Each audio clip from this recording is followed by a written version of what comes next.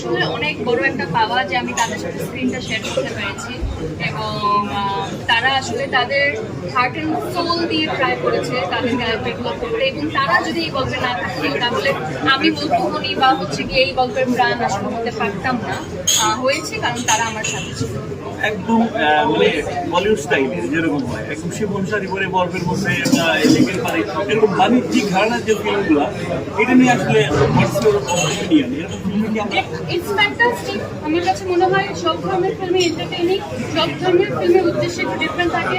কেউ হয়তো বা শাড়ি এবং বরফ দেখাতে চায় আর কেউ গল্প দেখাতে চায়। তো এখন দর্শক হিসেবে আপনারা কোনটা দেখতে চান সেটা আপনার চয়েস, আর আর্টিস্ট হিসেবে আমি কোনটা করবো সেটা আমার চয়েস। কারণ আমি আমার পার্সোনাল জায়গা থেকে এন্টারটেইনিং এবং ভালো গল্পে কাজ করছি।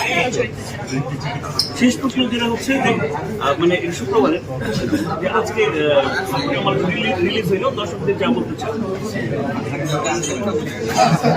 আজ প্রিয় মালতী রিলিজ হলো 20 তারিখ এবং আপনারা সিনেমা হলে